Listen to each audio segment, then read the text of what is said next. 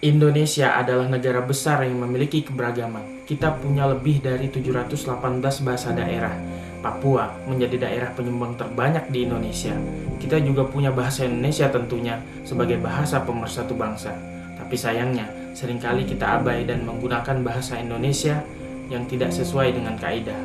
Pada ragam lisan misalnya, banyak yang mengucapkan para ibu-ibu, padahal para di dalam kamus KBBI sendiri sudah bermakna kelompok.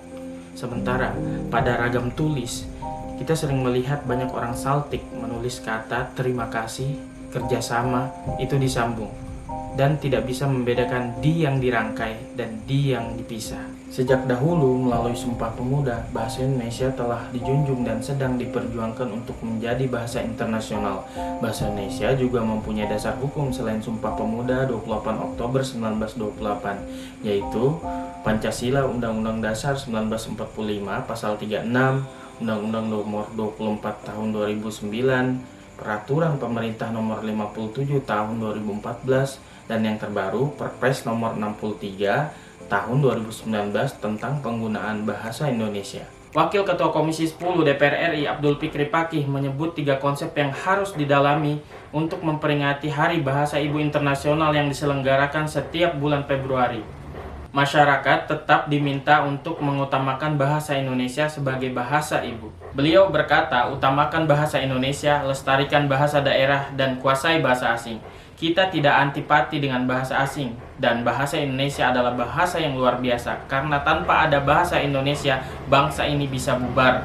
Menurutnya, pilihan untuk tidak meninggalkan bahasa asing untuk menjawab tantangan zaman, karena beberapa ilmu pengetahuan berasal dari bahasa asing. Beliau menyebut mencintai bahasa nasional dan daerah adalah bentuk tegaknya konstitusi. Masalahnya, apa tidak malu jika berbahasa ibu saja kita kacau? Cerdas berbahasa. Saat kita bahas bahasa Indonesia, beberapa negara bahkan menjadikan bahasa Indonesia sebagai salah satu mata kuliah di sekolah-sekolah ataupun perguruan negeri. Negara tersebut diantaranya Korea Selatan, Jepang, Australia, Kanada, Vietnam, Thailand, Ukraina, Suriname, Kepulauan Hawaii, Amerika, Jerman, Prancis, dan Belanda. Bahasa Indonesia dipelajari lebih dari 45 negara di dunia. Pada Desember 2007 silam, pemerintah daerah Ho Chi Minh City, Vietnam mengumumkan bahwa bahasa Indonesia akan menjadi bahasa kedua secara resmi di sana. Kita sangat beruntung memiliki bahasa Indonesia karena di negara lain di India punya 16 bahasa resmi. Misal ada keputusan atau kebijakan itu harus diterjemahkan ke 16 bahasa berbeda. Bayangkan betapa pusing dan sulitnya melakukan itu. Kita cukup hanya dengan bahasa Indonesia saja.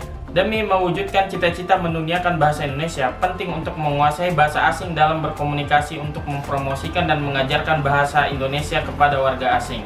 Karena mustahil apabila promosi dilakukan menggunakan bahasa Indonesia kepada penduduk asing. Proses pembelajaran bahasa Indonesia kepada orang-orang asing perlu menggunakan bahasa mereka. Dengan memberi pelajaran bahasa Indonesia kepada orang asing melalui bahasa yang mereka pahami, maka akan membuat paham orang asing yang belajar bahasa Indonesia. Oleh karena itu, warga negara Indonesia haruslah menguasai bahasa asing untuk menjayakan bahasa Indonesia di dunia. Apa yang terjadi jika masyarakatnya sendiri bersikap acuh yang secara tidak langsung menganggap bahasa Indonesia itu mudah sehingga tidak perlu belajar secara mendalam? Banyak masyarakat yang tidak mengutamakan dan menerapkan bahasa Indonesia dengan baik dan benar. Misal, penulisan pengingat di tempat-tempat umum seperti male, female pada toilet.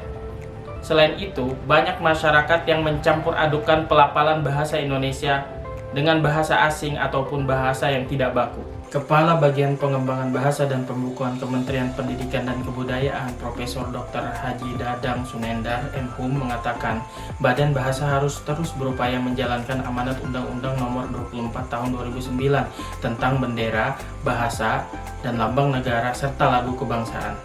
Beliau berujar, memang tantangan kita tidak mudah. Di kota-kota besar seperti Jakarta, Bandung, iklan-iklan spanduk menggunakan bahasa asing sangat merajalela. Kita sudah berusaha menyurati pemerintah daerah agar negara hadir dan berperan di ruang publik, terutama di bahasa negara. Ia mengatakan pada Undang-Undang Nomor 24 Tahun 2009 Pasal 36 Ayat 3 tercantum bahwa bahasa Indonesia wajib digunakan untuk nama bangunan atau gedung, jalan, apartemen atau pemukiman, perkantoran, kompleks perdagangan, merek dagang, lembaga usaha, lembaga pendidikan, organisasi yang didirikan atau dimiliki oleh warga negara Indonesia atau Badan Hukum Indonesia.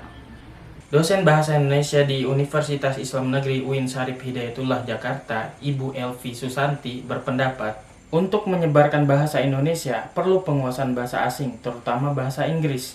Artinya di samping tetap menguasai bahasa Indonesia, bahasa Inggris juga dikuasai. Apalagi sekarang ada program BIPA atau Bahasa Indonesia bagi Penutur Asing yang diajar oleh pengajar BIPA yang biasanya guru atau dosen yang akan membantu orang asing belajar bahasa Indonesia lebih mudah dengan metode tertentu.